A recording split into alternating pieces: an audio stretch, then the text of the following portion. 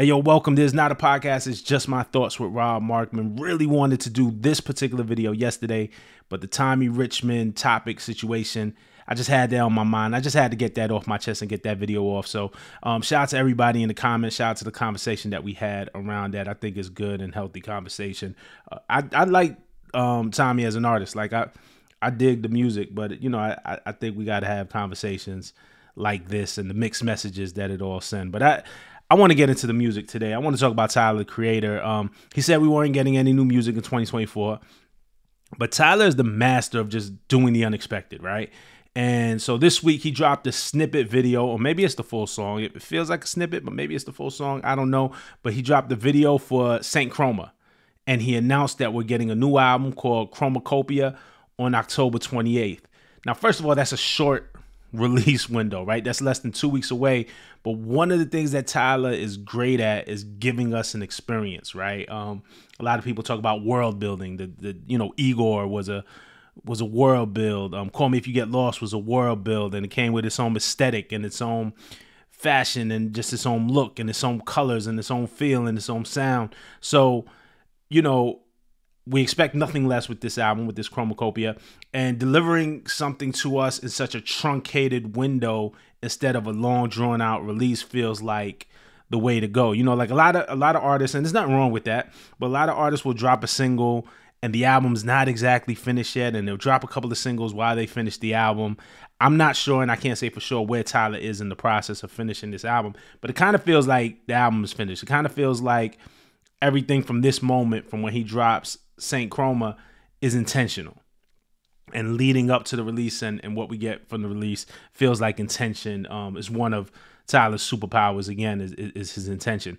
So the album, if you notice, 28th is a Monday, so it's dropping on a Monday. It's not dropping on Friday like albums normally do these days. That's after Tyler told Nardwuar that he feels like we should be putting music out on Tuesdays like we used to do instead of Fridays, because he says there's a lot of passive listening on the weekends. And you know, he was kind of just expressing his thoughts in the Nardwuar interview. He didn't have, like, I don't think, a fully fleshed out plan, or he didn't pretend to. He just had a feeling of like, yo, on the weekends, people are you know, Thursday at midnight, like, you know, people are passive listening while they're at a party, while they're doing this or while they're doing that. And he thought people can pay attention to the music more if it came out midweek, earlier in the week, and actually during the day instead of midnight on the East Coast. I don't know exactly how that factored into his decision, but the move is on a Monday instead of a Friday, and it'll be interesting to see what time of day the album comes out too, if Tyler could move it from that midnight position. The main reason that artists released on Friday is to affect the Billboard charts, and then also the DSPs, the Spotifys, the Apples of the world, their editorial playlists get updated for the most part on Friday. But I think that happens just because that's when music comes out.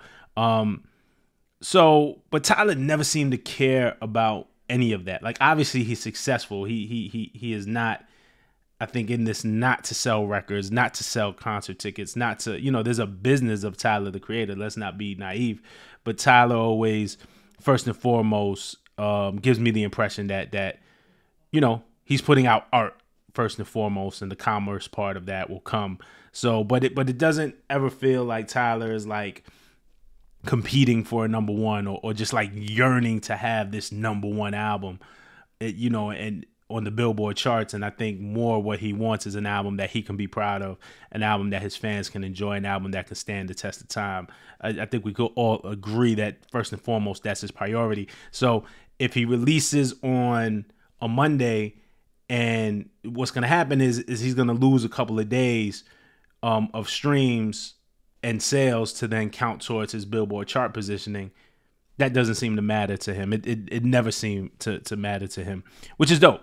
I applaud that. I applaud art. I want to see him do well. I don't not want to see him do well, but I love that he doesn't care about that. I love that he doesn't put the emphasis on the plaques and the Billboard and the chart positionings. And he still talks his shit. We're going to get into the lyrics of this song. He still talks his shit. But again, with Tyler, it's art first. Shout out to Earth Gang as well. They're dropping an album called Perfect Fantasy on October 29th on the Tuesday. So they're also moving off of that Friday date. A lot of independent artists do this as well. It'll be interesting to see if more artists start following suit and releasing midweek. We'll see. Okay, so the video for Saint Chroma, it forces you to pay attention right off the bat. You hear the beat. It's like a military march as a troop sings the album name, Chromakopia, Chromakopia. You know, they chant the name, and the beat, the percussion of the beat is the military march, right? And I'm showing my age here, and I'm also from New York. Y'all know that. So I'm not saying Tyler was inspired by this directly at all. Maybe he was. That's for him to say. If he was, doesn't have to be. That military inspiration can come from anywhere. But it kind of reminded me of Sheik Luch from the Lox. Had a song called Mighty D Block, aka Two Guns Up. It was produced by Green Lantern. Shout out to Green Lantern on the beat. And it starts out kind of the same. You hear that march, you hear the marching of the feet. And then Jadakiss just starts off with the chant, everywhere we go, people wanna know. Y'all know that record, right? If y'all know that record, look it up. Definitely look up Sheik Luch, The Lox, Mighty D Block, Two Guns Up. Hard record, classic hip hop record. I don't know where y'all are in the world. I know in New York, classic shut shit down record. Like that's an incredible, that's a powerful record. Wasn't like a huge single, or, you know, I don't know. Again, if it went platinum, if it went multi-platinum, it wasn't #1 on Billboard. Just a hard record. And so Tyler's Saint Chroma reminded me, like, as soon as I heard the march, I'm like, oh shit, D Block, word, oh okay. And like I said, I'm not saying that he was influenced by that. If he was inspired by that, that's for him to say, but that's what it reminded me of. But back to Tyler, the video is like this dusty hue of brown and green, and Tyler's wearing this like expressionless mask with what I'm assuming is a wig and not his real hair, but like standing up tall but split down the middle. It's a weird look for sure, but a very deliberate look. So it'll be interesting to see if this look shows up in more videos and more visuals, just like Igor, you know, with the blonde wig, and Tyler definitely had an aesthetic and a fit on Call Me If You Get Lost, and Flower Boy had its own aesthetic, and Wolf had its own aesthetic. So I'm guessing we're going to see more of this, but it's an interesting look. And in the video, he leads the whole troop, like they march into this trailer that says Chromakopia on it.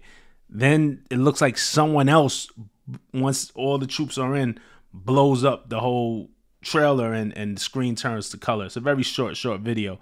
And the military theme reminded me of, like, and it's not the same aesthetic at all, but Tyler had a military theme in the See You Again video. But it was the Navy. You know, this looks more Army-like, but I don't know, and it could be a coincidence, or it could just be, but I wonder if there's any correlation to the other military type themes that he's shown us before. But the See You Again video was more Navy.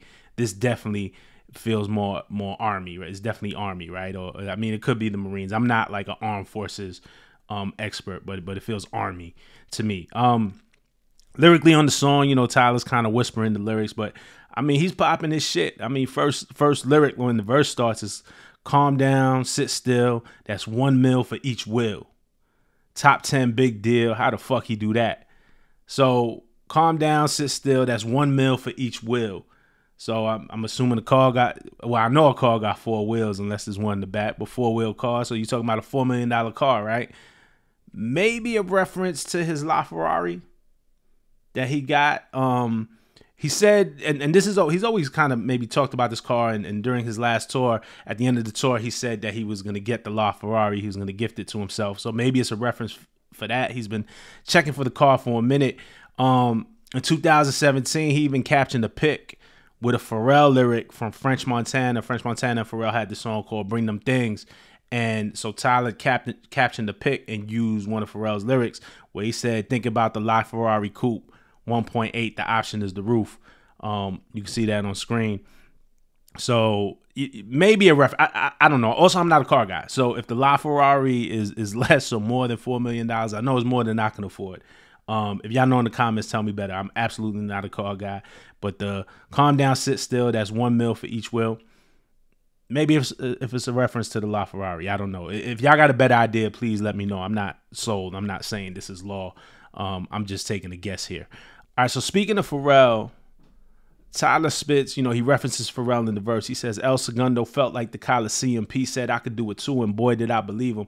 I built the path to freedom because them words that he said, give a fuck about traditions, stop impressing the dead. Of course, that's a reference to Pharrell's You Could Do It Too from his 2006 album, In My Mind. Also maybe a reference to maybe personal conversations that him and Tyler had, because we know they have a close relationship. But El Segundo felt like the Coliseum. P said I could do it too, and boy, did I believe him. Direct reference to Pharrell, You Could Do It Too.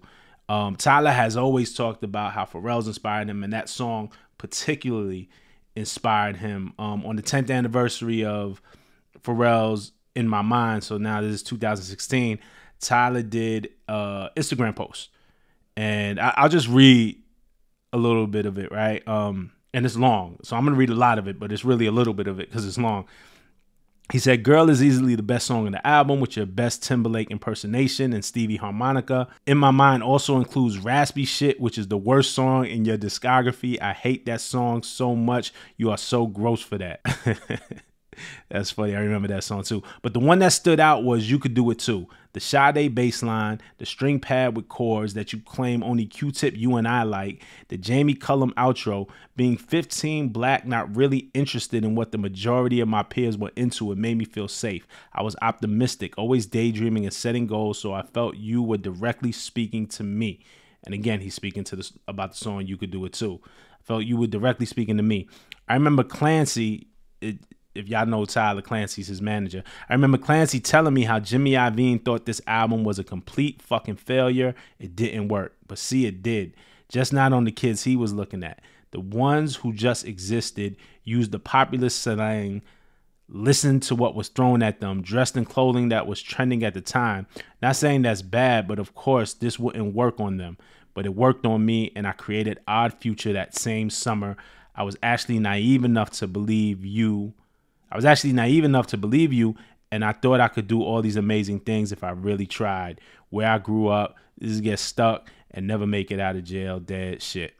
Boom. So again, just going, we know how much Pharrell means to Tyler, that, P said I could do it too, and boy, did I believe him. There's a lot of real life emotion behind that line for sure, right? And then he ends the verse with gonna make it out, promise gonna make it out, mom, I'm gonna make it out, pussy, I'm gonna make it out. I ain't never had doubt inside me, and if I ever told you that I did, I'm fucking lying. Can you feel the light? I'm ready for some new Tyler, for what he's about to drop. There's been a lot of focus this year on this channel in hip hop in general. I mean, the biggest thing that happened this year in hip hop was Kendrick versus Drake and J. Cole in the midst of that. Like, that took up a lot of air, a lot of space, a lot of our energy, a lot of and the feeling. I think we're a little more on edge, and I'm not saying it's a good or a bad thing, but we're definitely on edge in hip hop after that battle. And I appreciate, like, I'm just anticipating what Tyler's gonna bring. I think it's a little hope, a little inspiration, just a little something different, a little palate cleanse. And it's not to say I enjoy battles like everybody else. It's not to say that the battle wasn't dope. It's not to say that wasn't a highlight. But I'm just interested in we still have other stars other than those big three. That's what I'm saying, right? We talk about the big three, but we have other stars, man. And I'm interested in what Tyler's gonna bring. I'm really interested, and I'm gonna follow it every step of the way. So hopefully y'all are here with me to follow it, and hopefully y'all are into it. Hopefully it's something dope. I'm expecting something dope. Tyler doesn't let us down. Let's see. But let's talk about it in the comments. Like, subscribe, all of that. I'm here. I'm gonna talk with y'all. All right, peace.